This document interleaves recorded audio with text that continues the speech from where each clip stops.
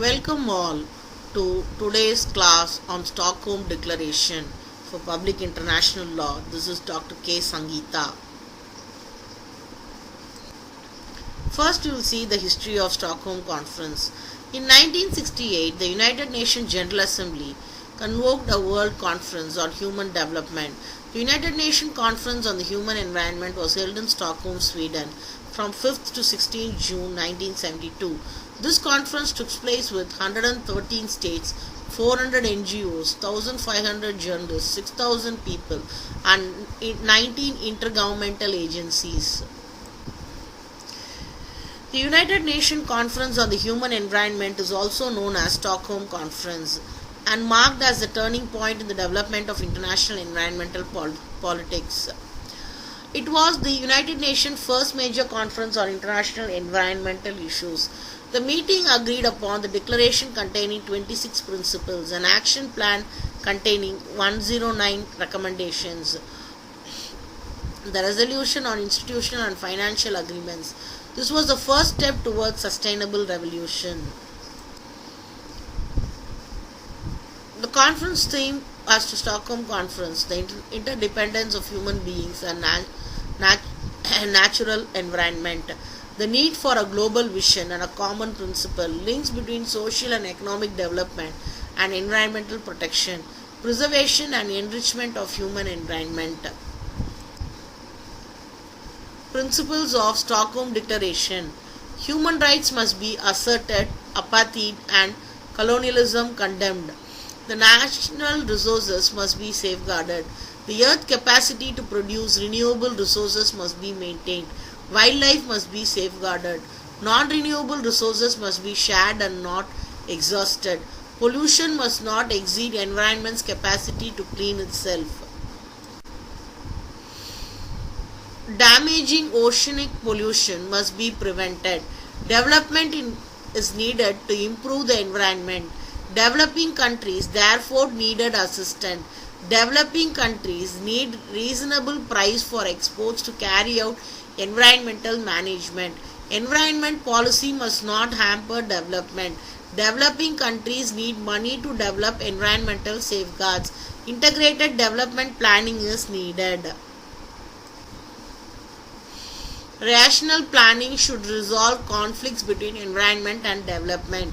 Human settlement must be planned to eliminate environment problems. Government should plan their own appropriate population policies. National institutions must plan development of states' natural resources.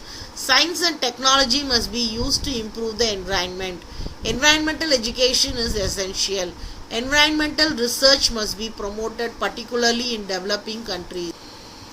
States may exploit the resources as they wish but must not endanger others. Compensation is due to states that is endangering the natural resources. Each nation must establish its own standards. There must be cooperation on international issues. International organizations should help to improve the environment. Weapons to mass destruction must eliminate. Stockholm Declaration has highly influenced in the development of international environmental law and policies. The declaration containing 26 principles is generally regarded as the foundation of modern international environmental law. The creation of United Nations environmental policy was the landmark achievement of Stockholm Declaration. Stockholm Declaration provided specific for future governmental and intergovernmental action. It provided inspiration, created public awareness and of concern over environmental issues internationally.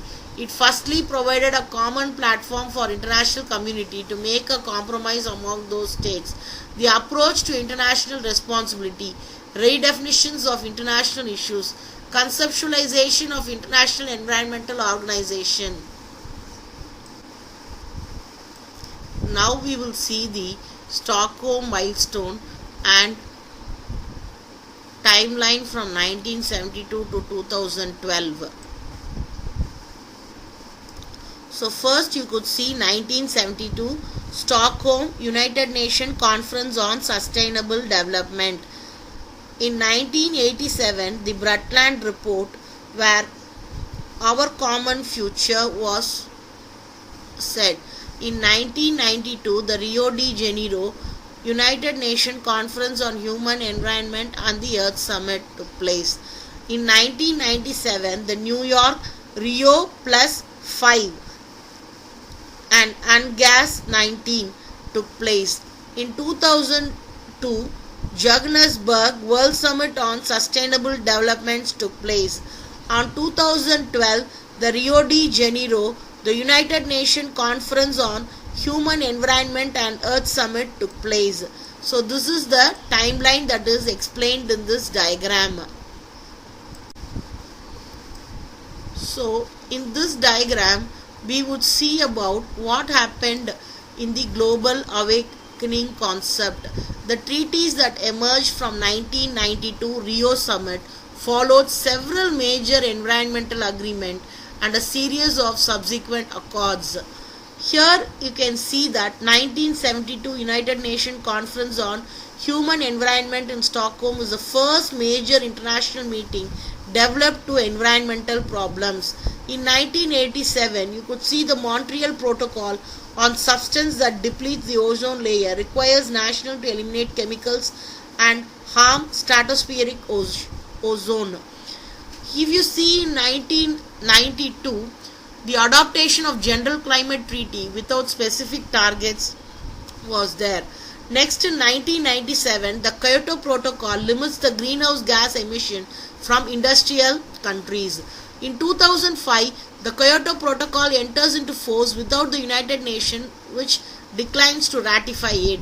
In 2009, China, India and other major developing nations agreed to limit their greenhouse gas emission. In 2011, in Durban, South Africa, parties to the United Nations Convention on Climate Change agreed to negotiate a new climate treaty by 2015. Next is the Convention on Biological Diversity. In 1992, Agreement on Convention to Conserve Biological Diversity.